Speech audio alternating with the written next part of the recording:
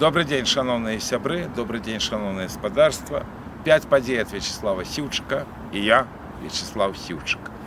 Мы будем размаўляць пра падзеі мінулого тыдня, 9 верасня, 15 верасня, і прапануецца наступныя 5 падзеяў. 9 верасня, 23-я гадавіна не адбыўшейся рэвалюцыі в Беларусі. 10 верасня дебаты между кандидатами в президенты Злученых Штатов Америки. 12 вересня за удел в акции 10 жніўня 2020 года осуджено 11 берастейцев. 11 вересня контрнаступ путинских войскаў в Курской области. И 13 вересня заява Виктора Хренина в Пекине про взмацнение вайсковай супрацы з КНР. Уже 23 гады тому назад адбыўся выбарчы фарс, першы выбарчы фарс падчас кіравання Александра Лукашэнкі. Тады анансировалася рэвалюцыя 9 верасня, якая не адбылася. Не адбылася она, на вялікі жаль, па аб'ектыўных падзеях. Але спачатку некалькі слоў пра выбарчы фарс. Впершыню Лукашенко массово сфальсификовал президентские выборы. До этого часу нема упэўненасці аб тым, што ён набрал больше 50%, але ж тады Габня запустила вельмі такую добрую схему, что 80% сфальсификовать немагчыма, ясно, что не 80, але ж больше половы выбаршчыкаў быццам проголосовала за пачвару Лукашенко. Правда, в 2001 году яшчэ яны не отважились писать такие великие лічбы. Там было написано за Лукашенко злачынцай Ірмошчынай больше 70%. Натуральна, адразу пасля выбораў по старшынях выбарчых камісій пошли супрацоўнікі КГБ, каб лічбы хоць мінімальна адпавядалі гэтаму. Люди собраліся на плошчы, пачаліся падзеі, і по великому рахунку невядома, чым бы это все закончилось, нягледзячы на тое, што на пачатку падзеі былі не вельмі масавыя, але ж хацеў бы нагадаць, што калі пачыналася знакамітая памаранчевая рэвалюцыя в Киеве в 2004 году, то в першы дзень людей таксама было не вельмі шмат. Перекрыла гэта все іншае. 11 верасня 2001 года. Террористичная атака на Злученные Штаты Америки, калі загинуло амаль што 3000 человек. Вы все памятаете про вежы-близняты, якія былі знесены самолетами. И в выніку гэтай террористичной атаки Путинская Российская Федерация официально стала партнером Злученых Штатов Америки и іншых краінаў демократии в антитеррористичной коалиции. И Беларусь черговый раз была отдадена в зону уплыва Российской Федерации, что одразу нанесла великий удар и по штабах, якія были не такие, как в 2020 году, и наогул на всю ту тактику, якую меркавалася применить в 2001 году. Тому 2001 год это, с одного боку, год страченных магчымасцей для Беларуси, с другого боку, это нагадывание беларусам про то, як вельмі старанна Захад просто расціў вось гэтую пачвару Путина. Прыгадайце і пра дэмакратію в его вачах, якую побачыў прэзідэнт Злучаных Штатов Америки, і пра іншыя жахлівыя рэчы. И самое, мусіць, галоўнае, что вся гэтая путинская диктатура, якая ўзнікла толькі таму, што супраць Лукашэнкі не былі прыняты меры, і Беларусь пашла як полигон, яна яшчэ заўсёды харчавалася абсолютно спекулятивными коштами на нафту. Вот чему зараз эта жахливая российско-украинская война, вот чему зараз гинут люди, и на великий жаль, вельмі шмат людей гине, и на великий жаль, тыя лічбы, которые даюць, яны не зусім праўдзівыя. І вось таксама в итоге гэтай трагедыі в 2001 годзе, в тым ліку і не адбыўшейся рэвалюцыі в Беларуси 9 вересня 2001 года. Натуральна, што нельга 9 вересня параўноўваць з крывавай нядзеляй 9 жніўня 2020 года, Але ж я назаўжды запамятаў в гэтым верасні, як уже калі не было людзей на плошчы цэнтральнай в Менску, я ішоў па Менску і на адным прыпынку дзяўчына маладая плакала і казала свайму хлопцу: «Ну як же гэта так? Все супраць его. Адкуль гэтыя лічбы?» І он спрабаваў ее супакоіць. На вялікі жаль, зараз слёз і крыві стала яшчэ больш. І нават 2020 год, здаецца, не навучыў нічому. І вось гэтая старая ГБшная схема, што 80% немагчыма сфальсіфікаваць, насуперак здароваму сэнсу дзесяткі гадоў жыве в прапагандзе супраць Беларусі. Яшчэ раз скажу, 9 жніўня 2001 года это дата, пра якую людзі мусяць памятаць. Адтуль пачаліся все наши сённяшнія беды, бо то был першы выбарчы фарс, пасля былі наступныя. Свой да свайго па свае. Шановныя сябры, калі ласка, падтрымайце YouTube-канал Вячеслава Сіўчыка. Мой YouTube-канал. Вельмі прашу пашыраць інфармацыю, што такі YouTube-канал ёсць. Вельмі прашу, каб вы пісалі каментары, задавалі пытання, наколькі магчыма падтрымлівалі. І самае, мусіць, галоўнае на сёння. Вельмі цяжкая сітуацыя, вельмі трэба, каб была фінансавая дапамога, якую можна аказаць па спасылцы в першым каментары. Падтрымайце, калі ласка. Давайте разам паспрабуем дзейнічаць в інфармацыйнай сферы. Свой да свайго па свае. 10 верасня адбыліся натуральна доўгачаканыя дэбаты паміж кандидатами в президенты Злучаных Штатов Америки. На великий жаль, абсолютная большасць выказывания в прессе – это в основном пропаганда. Я не думаю, что гэтыя дэбаты вельмі моцна паўплывалі на прыхільнасці выбаршчыкаў Злучаных Штатов Америки, бо раздел там адбыўся давно, і толькі самі прэзідэнцкія выбары яны пакажуць, хто будзе пераможцам. Я тут зраблю яшчэ одну завагу. Вельмі кепска, што беларусы, якія пазбаўлены права выбіраць уладу уже амаль што 30 гадоў, вельмі моцна включаюцца в чужыя выбары, там, дзе ад іх нічога не залежыць.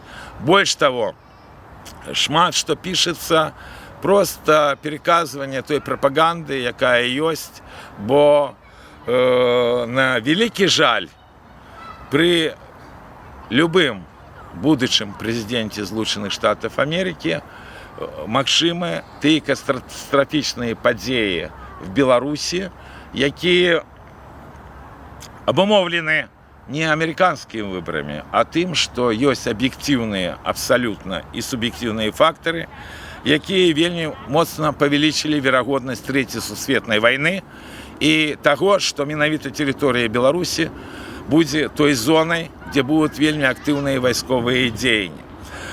Таму я не буду распавядаць, хто добры быў, хто кепскі на гэтых дэбатах.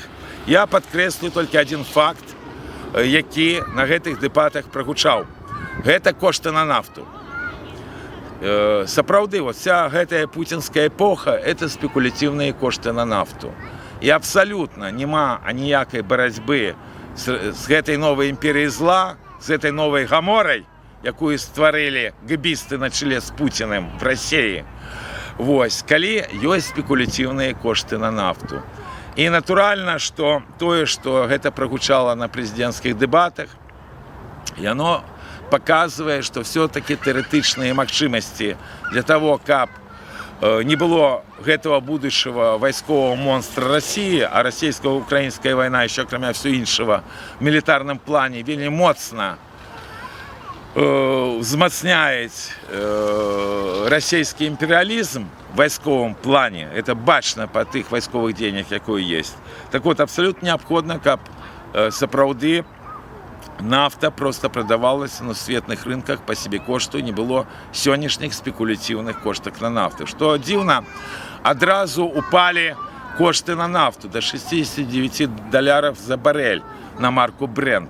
Пасля гэтага, але ж пасля все супакоілася і зноў Сёння кошты вышэй $70. І гэта азначае, што пуцінская імперія зла можа і далей працягваць захопніцкую вайну ва ўкраіне і будаваць далейшыя планы па пашыренню гэтай вайны. І гэта вельмі кепска.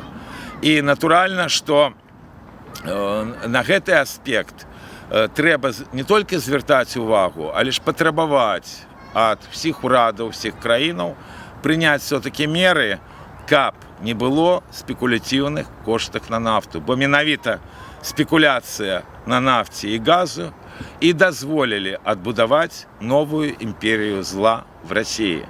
І так не мусіла бы быць.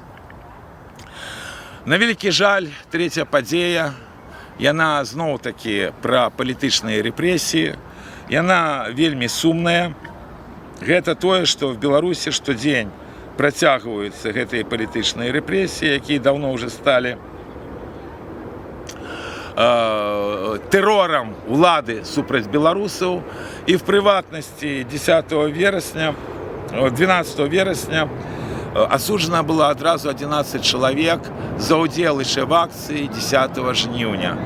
І хаця там, здаецца, не надта вялікія тэрміны па сённяшніх часах, але ж гэта вельмі страшна, таму што давным-давно спецслужбы Лукашэнкі разбурылі весь моніторинг, які быў па палітычных рэпрэсіях в Беларусі.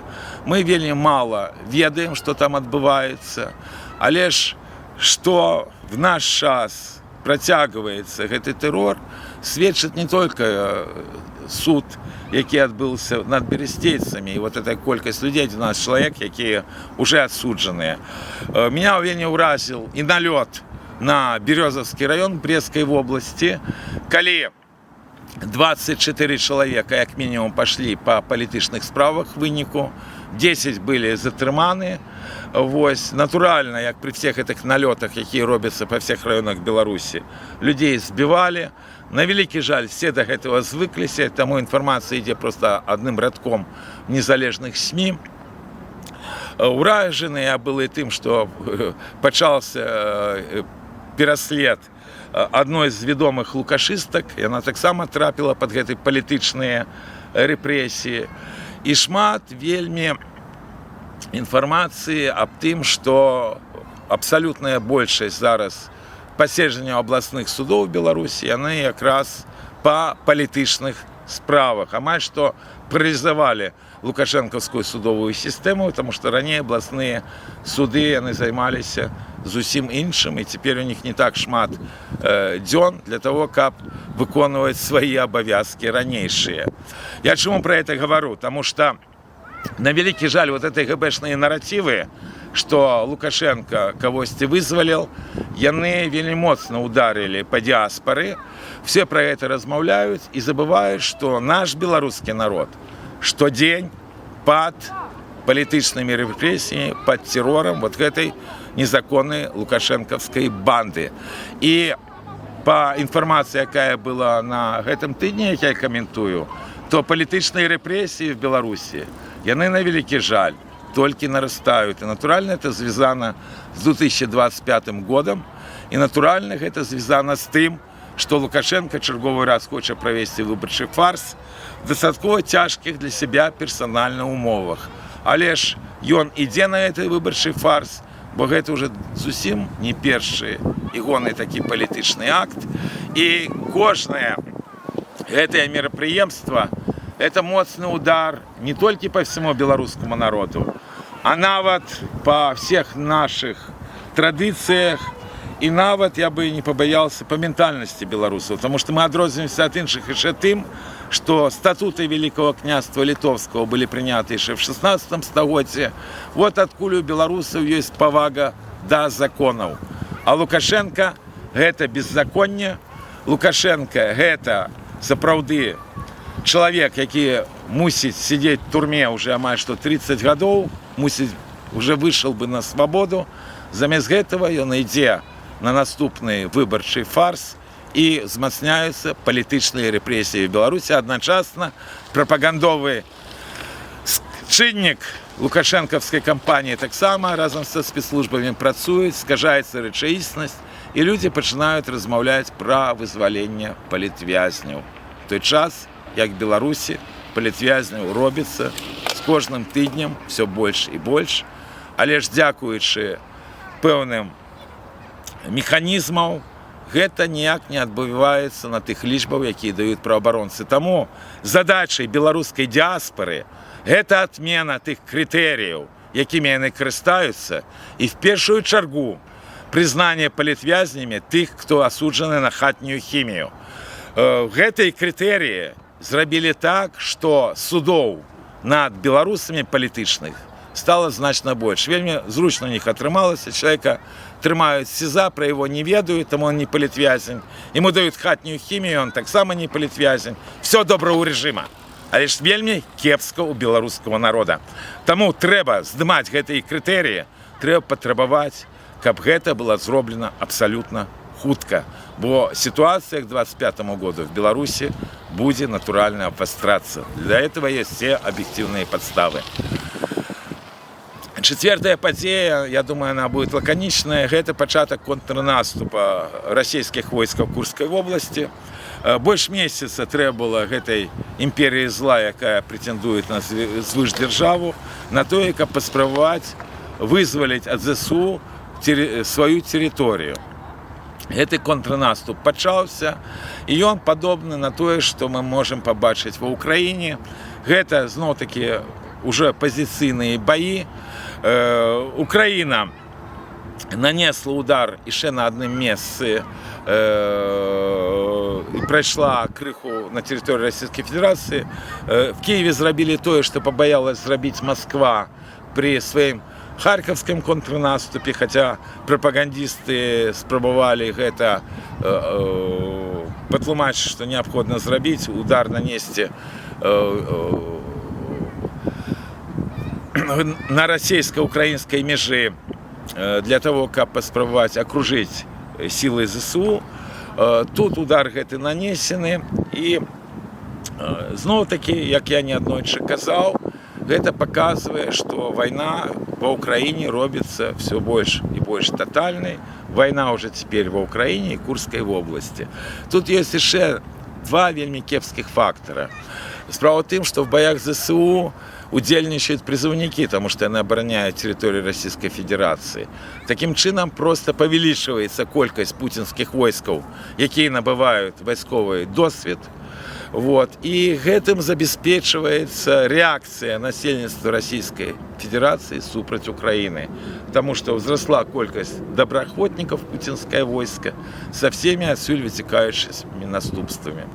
А адначасна з баямі в Курскай области, дзе ёсць толькі лакальныя поспехі пуцінскіх ваякаў, працягваецца паўзучы наступ на Донбасе. Адзінае, што зменен кірунак удара ад Покровска на поўдзень, дзе расійскія войскі штодзень захопліваюць все новыя і новыя квадратныя кіламетры тэрыторыі Украіны, што вельмі кепска. І контрнаступ Курскай обласці, і контрнаступ ЗСУ Курскай обласці, які пачаўся ў жніўні, ён, як ні парадаксальна, толькі павялічыў колькасць тэрыторыі, якую захоплівае пуцінская армія ва Ўкраіне. Там недзе 400 квадратных кіламетраў за жнівень было акупавана, што дастаткова шмат в той пазіцыйнай тотальнай вайне, якая вядзецца сёння ва Ўкраіне. Натуральна, яшчэ ўзраслі ахвяры міжмірнага насельніцтва, в тым ліку і ва Ўкраіне.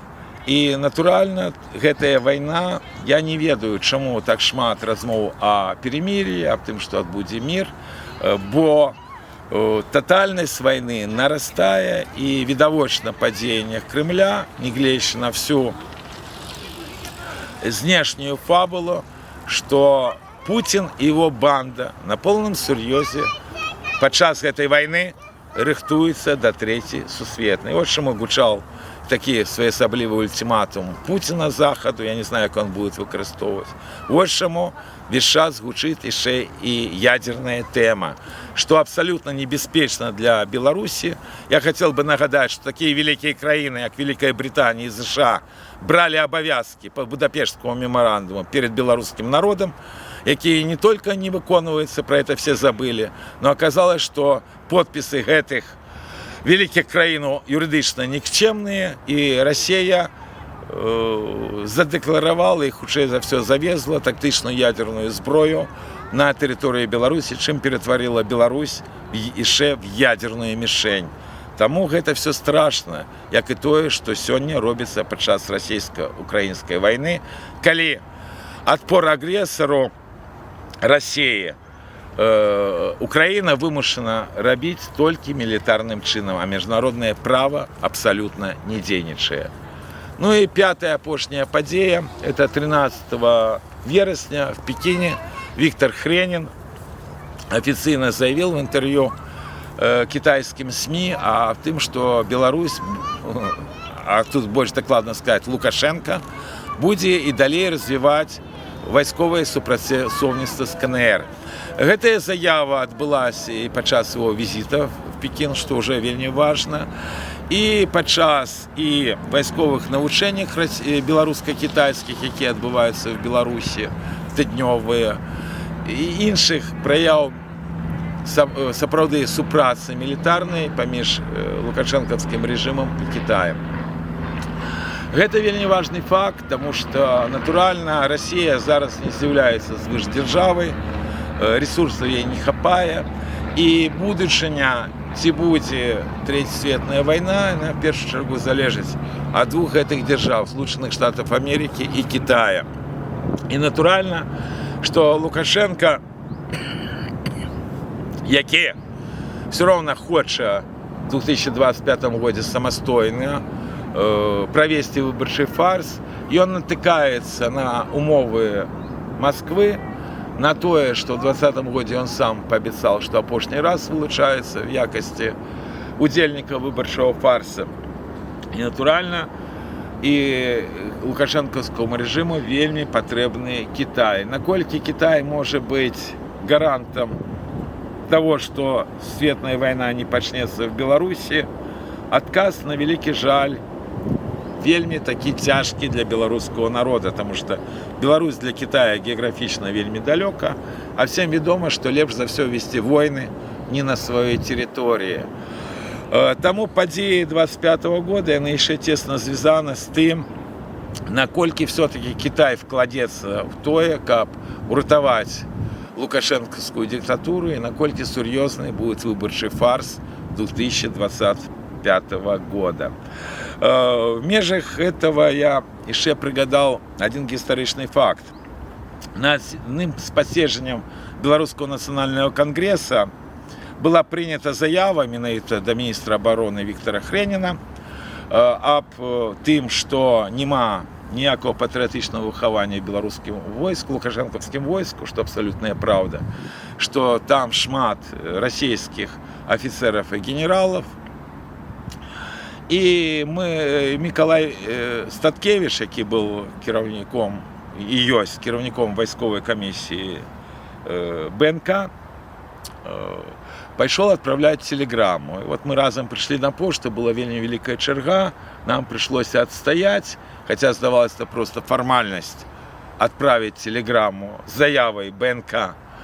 Вось. І якое было наше здзіўленне, калі на наступную раніцу Хрэнін адказаў на тое, што яны самі з'яўляюцца беларускімі патрыётамі, што яны разумеюць все небяспекі над Беларусю, іншая демагогія.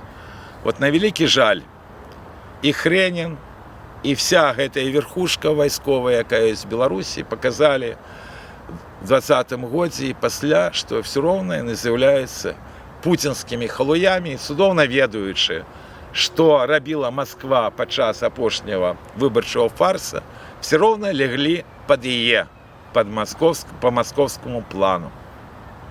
А Мікалай Статкевіч в турме, і на вялікі жаль, амаль што 2 гады няма інфармацыі аб гэтым сапраўды вялікім беларускім палітыкам, палітыку, і гэта абсалютна страшна. І жахліва то, што робяць незалежныя СМІ. Таму што вядома, што падчас перамоваў в Сочи Путин неоднойче ставил пытание о вызволении Бабарыки перед Лукашенко. Лукашенко это побоялся сделать, а теперь незалежные СМИ разом со Садкевичем называют прозвище Бабарыки, то есть выполняют путинский план. Інших там представников штаба газпромовского кандидата. Это при том, что информации по Бабарыке, по інших яна есть. Это можно поглядеть по СМИ. А про Миколу Статкевича нема. И вот это страшно. У 2020 годзе вельмі моцна працавалі расійскія грошы в Беларусі. Зараз нема расійскіх грошай. КГБ вывез акторов на Захад, и пошли уже заходние гроши. И я вот эту подлость, которую робят незалежные СМИ, инакше як уже пахом от московских грошей не могу назвать. И это может принести еще значно больше ахвяров, чем этот кровавый 2020 год, от якого Беларусь до этого часу оправиться не может. Але ж на великий жаль, нам навязали, что и газовой войны поміж Лукашенковской и московской бандой не было, а уже 20 годов, как была первая газовая война. Навязали и то, что абсолютно зробленный наспех российский план на 2020 год, ён до гэтага часу жыве, і шмат якія маскоўскія наративы прапагандуюцца, як не дзіўна, незалежнай прэсе, якая цалкам выцеснена в выніку этого плана з Беларусі. Вось такі парадокс. Хренін, ён як быў генералам, які завязаны на Москву, так ён і застаўся, чтобы он не казал в Пекине, и чтобы он там не рабіў. Але ж белорусский народ сегодня под великой погрозой. И вызволение белорусского народа, оно тесно связано именно с теми лидерами белорусской оппозиции, которые сегодня незаконно в турме, и которые все свое життя практично поклали на то, как белорусский народ имел правы и свободы, яких сегодня позбавлены. Тому, пригадываючи этот визит Хренина в Пекин, я все равно не мог не сказать несколько слов про Миколая Статкевича, бо сапраўды лічу абсолютно несумленным тое, что робится наконт гэтага самого вядомого в свете белорусского палітвязня, бо трэба все-таки памятаць про заслуги людей для Беларусі, нават наш страшный час, калі погроза есть всему белорусскому народу. Але ж верим в Беларусь, бо Беларусь жила, живе и будет жить. Живе Беларусь!